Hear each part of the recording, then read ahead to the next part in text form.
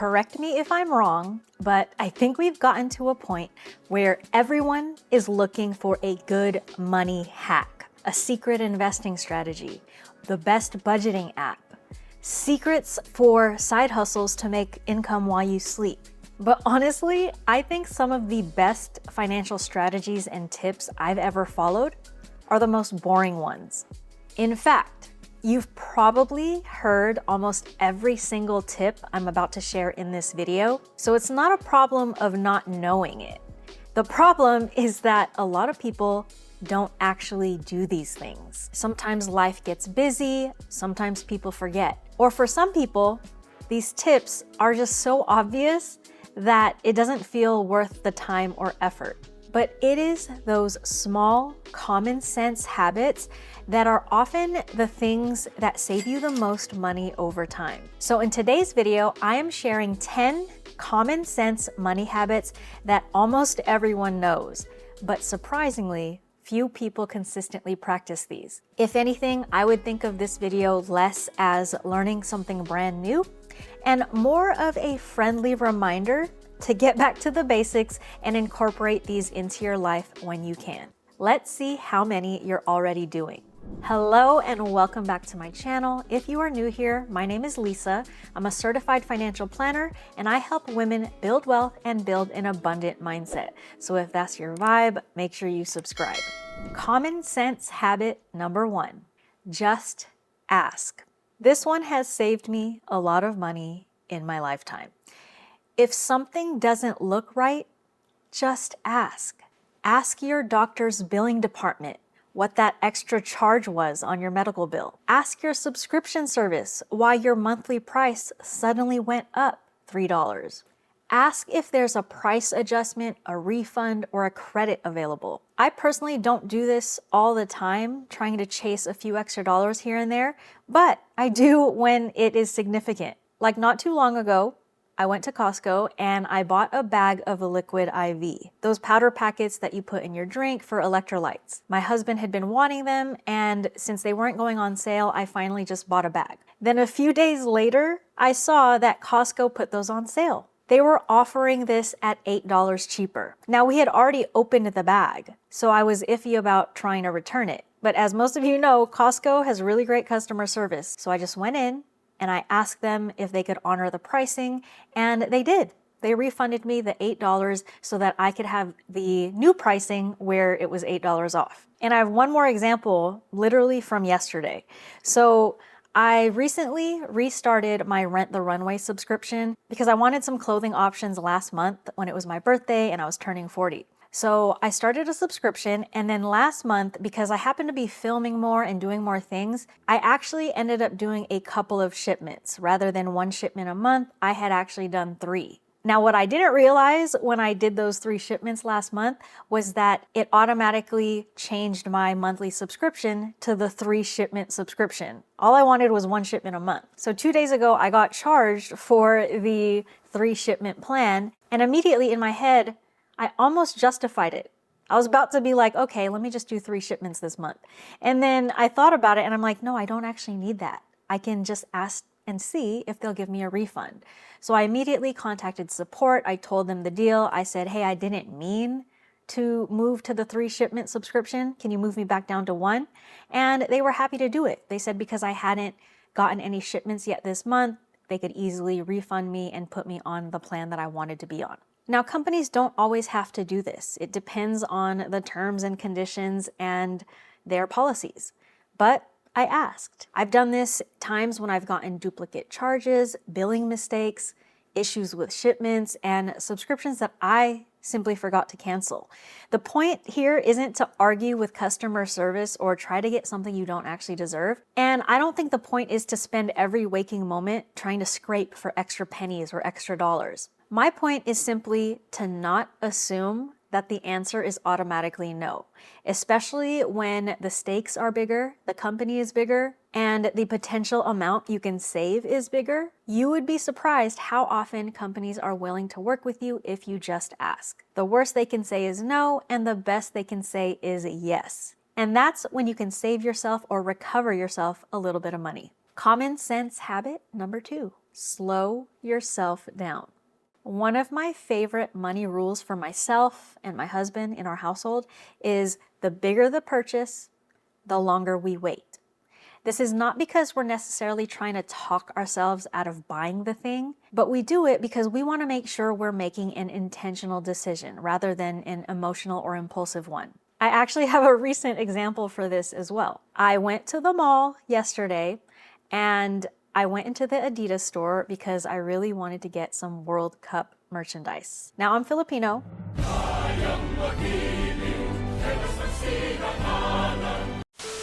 I'm not Mexican, but I grew up in California. I grew up in a city that was like 95% Mexican, and I'm really excited for how they're doing in the World Cup. By the time you guys watch this video, I don't know if they'll still be in it because I usually film a week or two ahead of posting. A few moments later.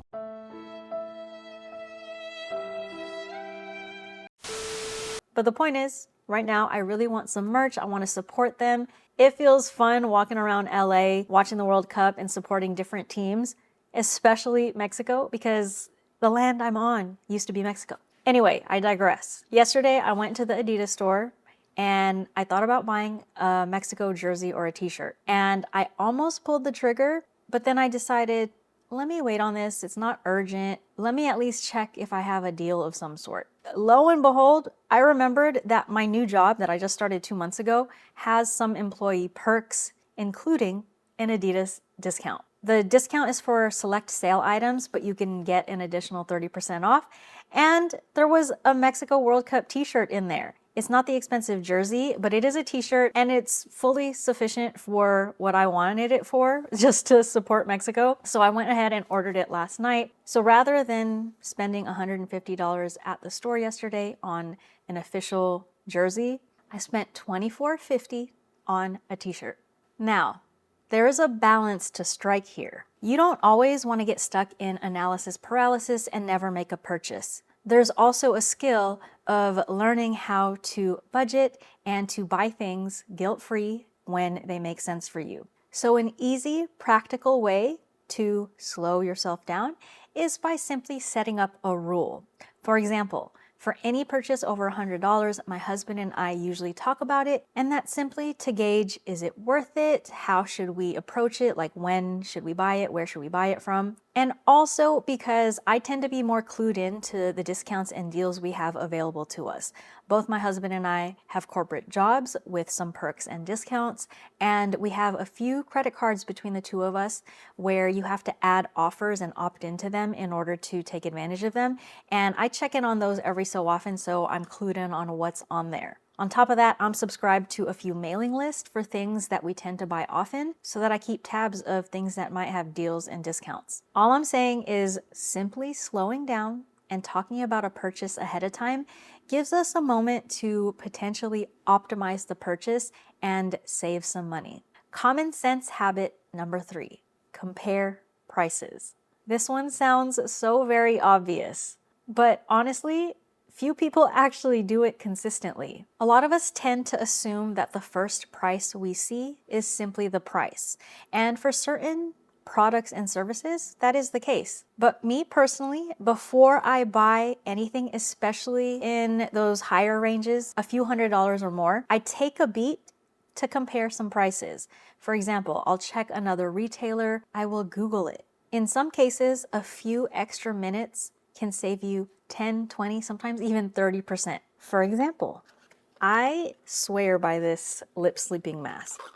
I use it almost every day. I feel like it works better than any lip balm or sleeping mask I've ever tried. And I used to pay $24 or $25 for this at Sephora. That was until I found that they sell it on Amazon. And on Amazon, it's also sold for the same price, but you have the option of doing subscribe and save, which if you do it as a subscription, you can save a few dollars. So rather than $24, $25, I think it's around $21.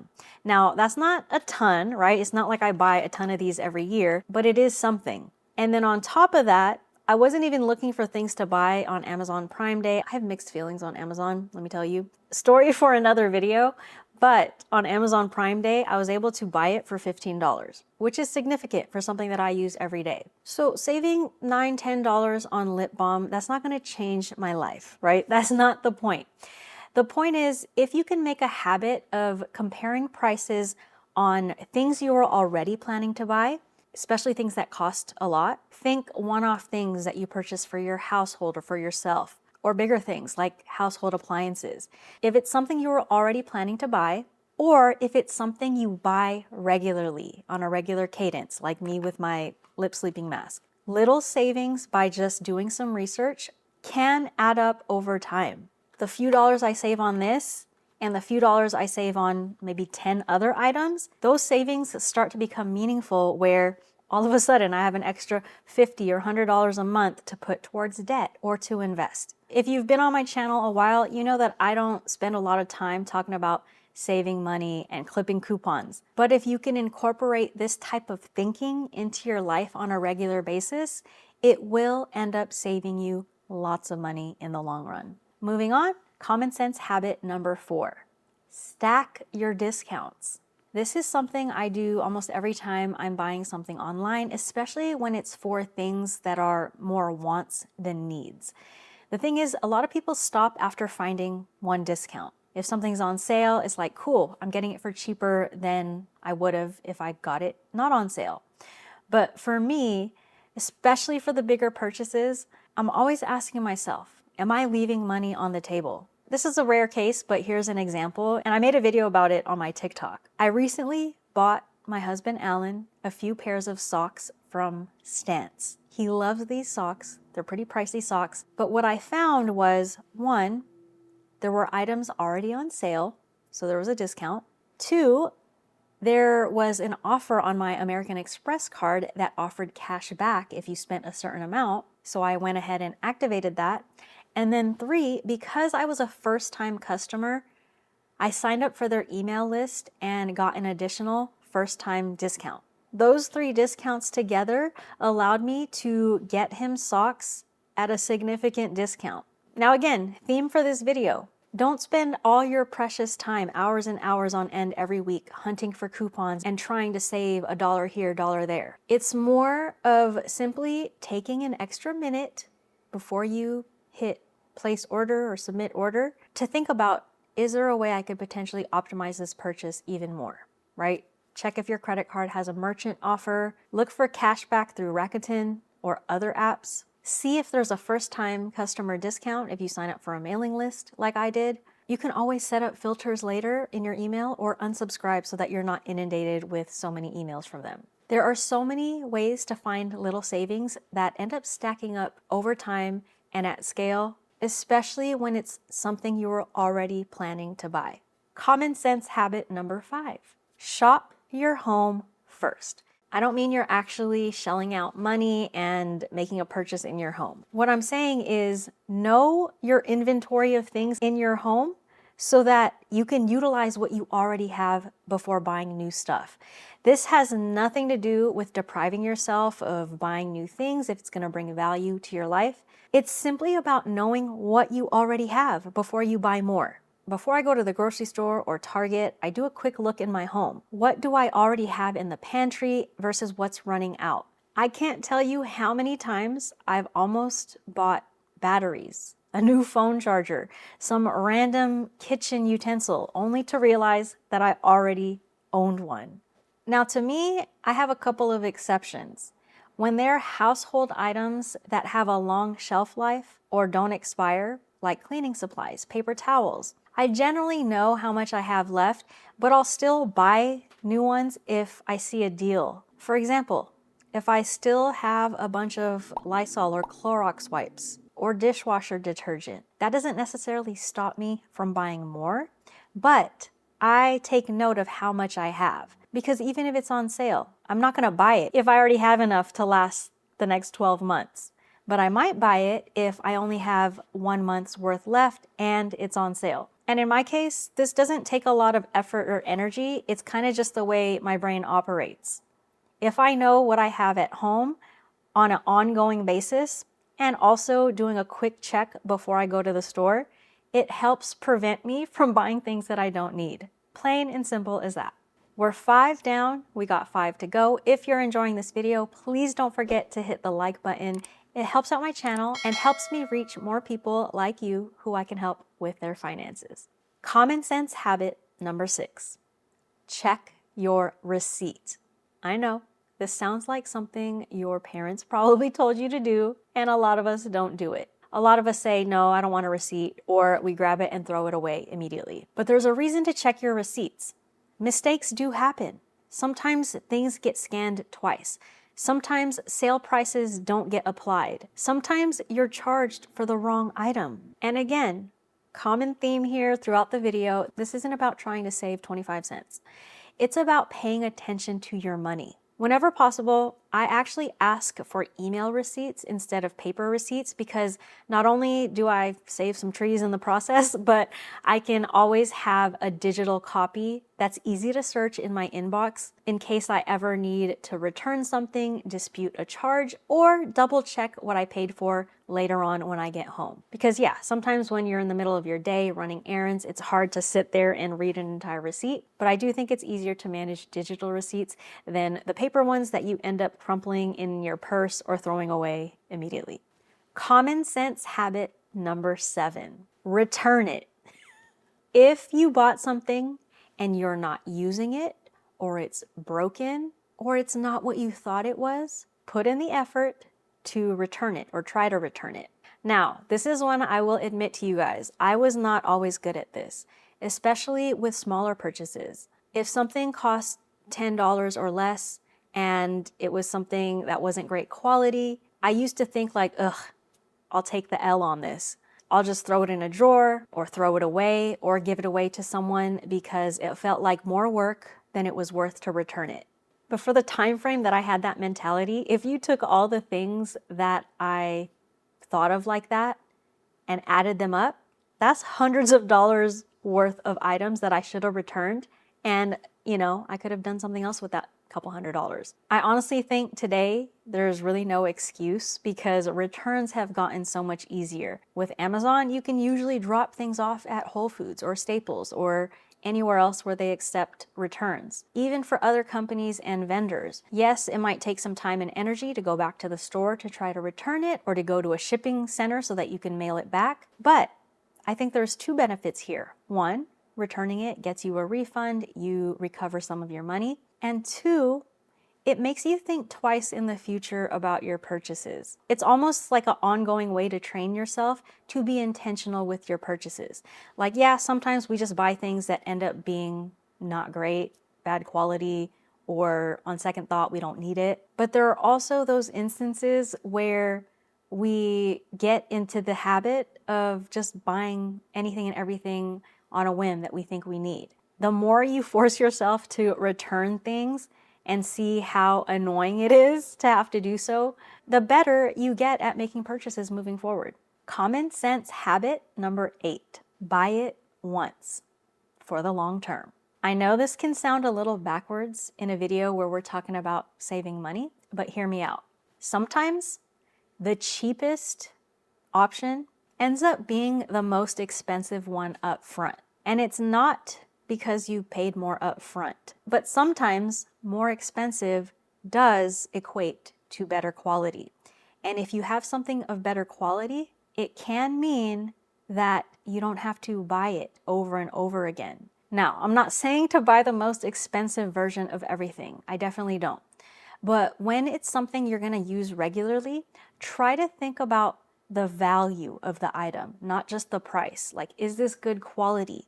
Is this a good company that has good customer service? Is it known to be dependable? And does that match up with the price? An example that I have for you is my paper shredder. There were a lot of years in a row that I kept buying those inexpensive paper shredders that basically sit on top of a trash can, and I would use it here and there to shred papers that I don't need that have my personal information. Every single one that I would buy like that would end up overheating and then stop working or jam. And then I would get frustrated, finally get rid of it, and then eventually buy another one. It wasn't until I finally bought a higher quality shredder, cost a couple $100s, that I realized I was trying to go the cheap route, but I ended up buying that thing over and over again. This current one, I've had it for years now, and it works better, it saves me a lot of time, and I've not had to replace it since, knock on wood.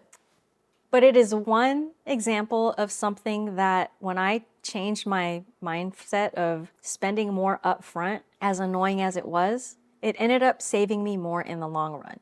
So the small tweak you can make is move from thinking about what's the cheapest option to thinking about what is the best value.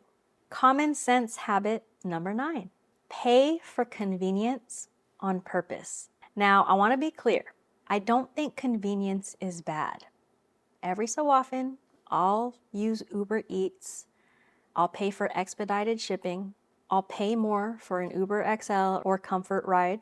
And I've definitely paid for overpriced food at the airport because I was hungry. The goal, in my opinion, is not to eliminate convenience, but to make it a habit to choose it very intentionally. If you're exhausted after a long day, and ordering dinner gives you time back with your family or time to rest and recharge, that might absolutely be worth all those annoying fees that stack up. But if convenience has somehow become your default setting instead of an occasional intentional choice, that's when it starts getting expensive. I had a client one time, when we looked at her finances, we realized that she was ordering in delivery out of convenience as a bad habit 3, 4, 5 times a week. And that added up to over $1,000 in a month. And when she saw that, she realized it became the norm for her when she did not mind going to pick up food or buying groceries and cooking. She just had to see how big that impact was on her finances in order to make a change. So we all know that sometimes these apps and these various things that make our life easier,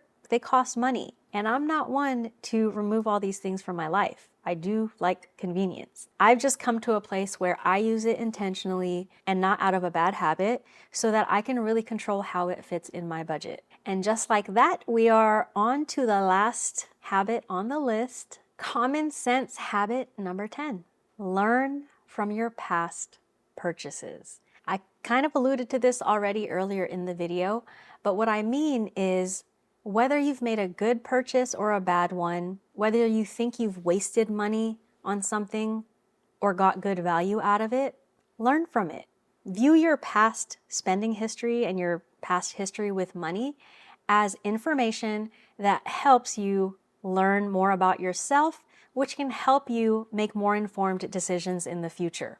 A lot of times people get overwhelmed with money and frustrated and angry with themselves because they feel like they've made a bad decision or they've wasted money in the past. All I'm saying is we can acknowledge that if that actually has happened, but in the long run, if you can learn from your mistake, as cliche as it sounds, it's going to help you in the future. And again, this is not something you have to obsess over and do day in and day out and spend all this time and energy trying to analyze your past financial decisions. It's a mindset shift. It's being aware that this is a thing you can do to occasionally look back and think about ways you can improve. So I hope you noticed that, like I said at the beginning of the video, none of these habits are groundbreaking. They shouldn't be. They should all be things that are common sense that you probably already know, but probably gave you a reminder or a different perspective on how you can incorporate these tips and strategies into your own financial life. I think we spend so much time trying to chase new information and unique information that sometimes we forget to consistently apply the fundamentals, the basics, the common sense things that we all know are good for us and will help our finances in the long run. I hope this video was helpful, and until next time, peace out.